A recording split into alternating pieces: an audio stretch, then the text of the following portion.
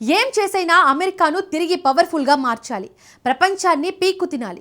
సుంకాలతో దోచుకోవాలి. ప్రశ్నించిన వారిని నిలువునా పాతరేయాలి. ఇది టెంపరీ ట్రంప్ తీరు. ఆ తీరును ప్రశ్నించే ధైర్యం నిజంగానే చాలా మంది చేయలేదు. తలతిక్క క్యారెక్టర్తో పెట్టుకుంటే ఏం చేస్తాడో అన్న ఆందోళనే అందరిలోనూ. ఒక్కరు మాత్రం ట్రంప్ లెక్క తేల్చాలనుకున్నారు. ఎడాపెడా విధిస్తున్న సుంకాల అంతు చూడాలని డిసైడ్ అయ్యారు. ఆఖరికి దేశ అత్యున్నత న్యాయస్థానంలో ట్రంప్ స్థానమేంటో అర్థమయ్యేలా చేశారు. అతడు ఎవరో కాదు, ఇండో అమెరికన్ న్యాయవాది నీల్ కత్వాల్. ప్రపంచం మొత్తాన్ని వణికించిన ట్రంప్ను ఇప్పుడు ఈ పేరే వణికిస్తోంది. నియంతృత్వం కాదు, ఎప్పటికైనా న్యాయమే గెలుస్తుందని నిరూపించింది ఇతడే. ఇంతకు ఎవరి నీల్ కత్వాల్? ప్రపంచం మొత్తాన్ని సుంకాలతో భయపెట్టిన ట్రంప్ను తన వాదనలతో ఎలా వణికించారు? అమెరికా సుప్రీంకోర్టులో కీల్ వినిపించిన వాదనల పవర్ ఏంటి? Let's watch. టారిఫ్స్ రద్దు, ట్రంప్కి చుక్కలు చూపించిన ఇండో అమెరికన్. సుంకాలతో భయపెట్టిన ట్రంప్ను వాదనలతో వణికించిన నీల్. ఎవరి నీల్ కత్యాల్ డొనాల్డ్ ట్రంప్ టెంపర్ను ఎలా దించారు? ప్రపంచంలోని అత్యంత శక్తివంతమైన కుర్చీ అది. ఆ కుర్చీలో కూర్చున్న వ్యక్తి కనుసెగ చేస్తే ఖండాంతరాలు వణుకుతాయి. కానీ ఆ అపరిమితమైన అధికారం కూడా రాజ్యాంగం రాసిన గీతను దాటలేదని చరిత్ర మరోసారి నిరూపించింది. డొనాల్డ్ ట్రంప్ ఒక వ్యాపార సామ్రాజ్యాధినేతగా, అగ్రరాజ్య అధ్యక్షుడిగా ప్రపంచాన్ని శాసించిన వ్యక్తి. కానీ వైట్ హౌస్ గోడల లోపల ఆయన ఎంతటి బలవంతుడైనా కోర్టు గదిలో ఒక సామాన్య పౌరుడిగానే నిలబడాల్సి వచ్చింది. వ్యవస్థ కంటే వ్యక్తి ఏనాడు గొప్పవాడు కాదని, చట్టం తన పని తాను చేసుకుపోతుందనే దానికి ట్రంప్ ఎదుర్కొంటున్న న్యాయ పోరాటాలే నిదర్శనం. అధ్యక్షుడైనా సామాన్యుడైనా న్యాయం ముందు తలదించాల్సిందే అనే ప్రజాస్వామ్య సూత్రం ఇక్కడ అక్షర సత్యమైంది. కిరీటం ఉన్నంత మాత్రాన తప్పులు ఒప్పులు కావు అని రాజ్యాంగం అందించిన సమానత్వపు కత్తి ఎంతటి మొనగడినైనా ప్రశ్నిస్తుందని ప్రస్తుత పరిణామాలు స్పష్టం చేస్తున్నాయి. ప్రపంచంపై అడ్డగోలుగా సుంకాలతో రెచ్చిపోయిన ట్రంప్కు ఒక న్యాయవాది చెక్ పెట్టడం భూమి మీద ఇంకా న్యాయం మిగిలే ఉందని చెబుతోంది.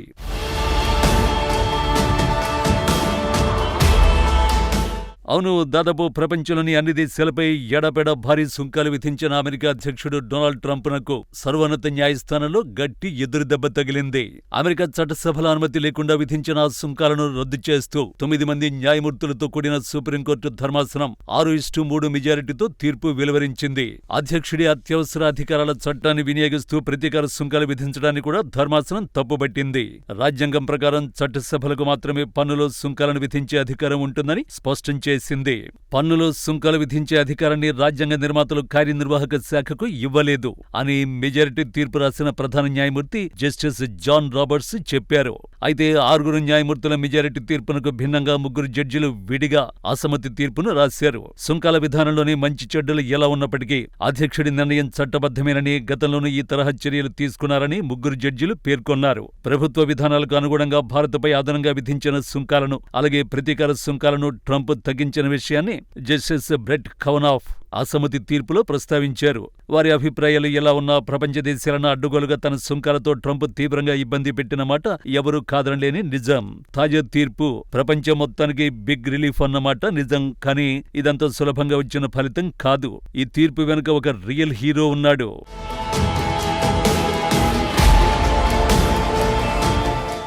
నీల్ కత్యాల్.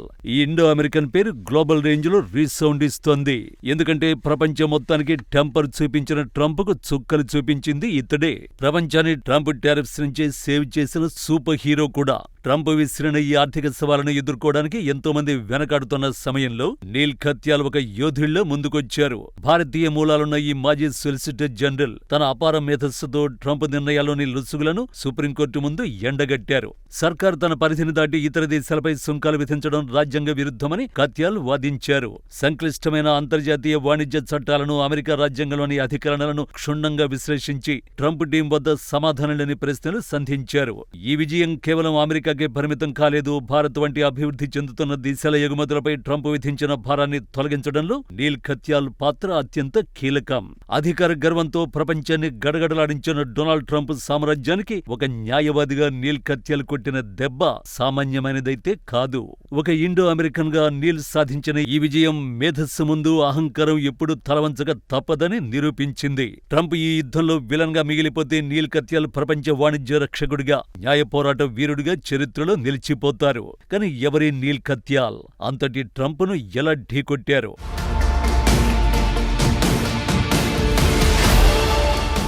అమెరికా అధ్యక్షుడు ట్రంప్ 1977 నాటి అంతర్జాతీయ ఎమర్జెన్సీ ఎకనామిక్ పవర్స్ యాక్ట్ ఆధారంగా పలు దేశాలపై పన్నుల మోత మోగించాడు. ఈ విషయంలో తనను ఎవరూ ప్రశ్నించలేరని అనుకున్నారు. కానీ ఆ లెక్క తప్పింది. నాటి చట్టం గురించి పూర్తి అవగాహన ఉన్న నీల్ కత్యాల్ సీన్లోకి దిగారు. ఆ చట్టాన్ని సవాల్ చేస్తూ ట్రంప్కు వ్యతిరేకంగా న్యాయవాది వాదించారు. IEEPA ప్రకారం అసాధారణమైన ముప్పు ఉన్నప్పుడు మాత్రమే అధ్యక్షుడు ఈ అధికారాన్ని వాడాలి. విదేశీ వస్తువుల దిగుమతి అనేది ఒక ఆర్థిక అంశమే కానీ దేశ భద్రతకు ముప్పు కాదని కత్యాల్ వాదించారు. కేవలం వ్యాపార ప్రయోజనాల కోసం ఎమర్జెన్సీ అనే పదాన్ని వాడటం చట్టాన్ని తప్పుదోవ పట్టించడమేనని పేర్కొన్నారు. అమెరికా రాజ్యాంగం ప్రకారం పన్నులు విధించే అధికారం పార్లమెంటుకు ఉంటుంది.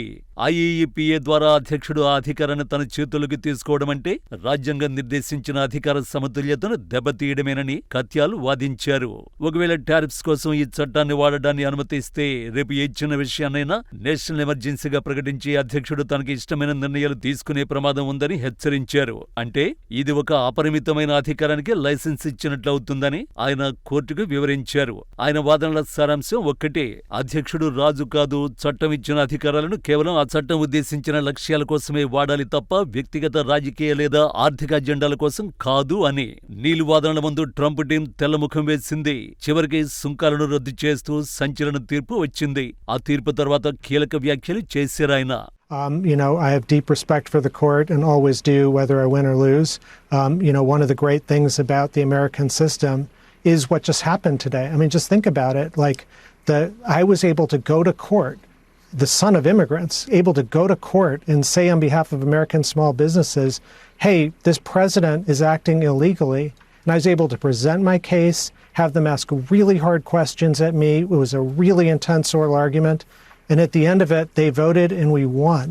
That is something so extraordinary about this country. The idea that we have a system that self-corrects, that allows us to say, you might be the most powerful man in the world, but you still can't break the Constitution. I mean, that to me is what today is about.